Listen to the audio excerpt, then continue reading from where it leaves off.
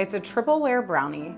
The bottom layer is this super chocolatey, rich brownie base. Then on top of that, a layer of straight puffy marshmallow. And then we top it all off with this gooey fudge type icing. And it all comes together to make one crazy, decadent, but crazy delicious dessert. In a medium-sized mixing bowl, you're gonna combine 3/4 cup plus 2 tablespoons of all-purpose flour, 1/3 cup of cocoa powder, 1 teaspoon of baking powder, and 3/4 teaspoon of fine sea salt. Give that a whisk and set it off to the side. For the wet ingredients, you're gonna add 1 cup of granulated sugar to a medium-sized mixing bowl along with 2 large eggs. Whisk that together until completely combined, and then you'll add in 1 teaspoon of pure vanilla extract. At this point, you're gonna drizzle in 3/4 cup of unsalted butter that has been melted and slightly cooled.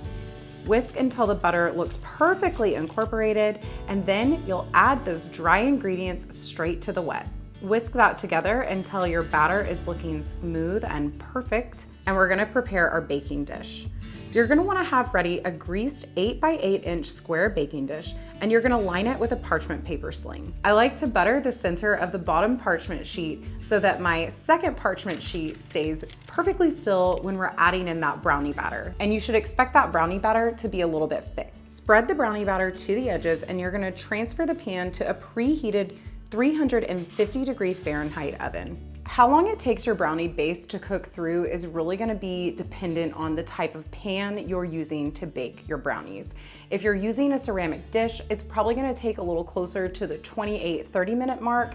If you're using a metal dish, it's gonna heat through a lot faster, and it'll probably only take about 25 minutes for those brownies to finish cooking. Once the time is up, you're gonna add 1 package, that's about 3.5 cups of miniature marshmallows on the top of the brownies. Return your brownies to the oven, and you're gonna bake them for about 5 to 7 minutes more. Then you'll pull your brownies and you're gonna set them on a cooling rack, and you wanna let them cool for about 20 minutes on the counter. The cooling time for this recipe is actually very important because the frosting that we're gonna add to those brownies is this warm, rich, and gooey fudgy frosting.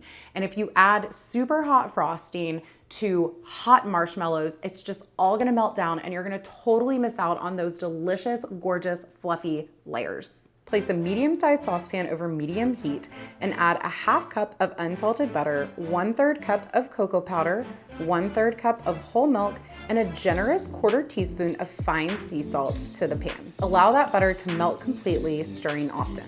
Then to that, you're gonna add 2.5 cups of powdered sugar. I like to add my powdered sugar about a 1/2 cup at a time, whisking after each addition so that the icing stays super smooth. After you've got all your powdered sugar incorporated, you're just gonna let it bubble for about 30 seconds, and then you're gonna remove it from the heat. Last, you'll add and stir in 1 teaspoon of vanilla. Let it cool for about 10 minutes, giving it a stir every so often.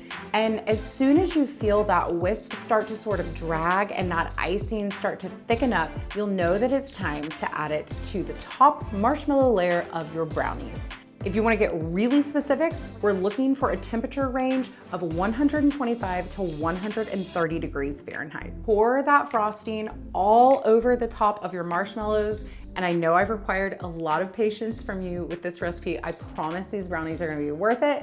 You're gonna need to wait about 2 hours before you can cut into them. This will give time for that marshmallow layer to set up and for your icing to completely set up. Marshmallows are sticky, so if you want your cuts to stay semi-pretty when you're slicing your brownies up, it really helps if you can have a large pitcher full of hot water and use a long serrated knife.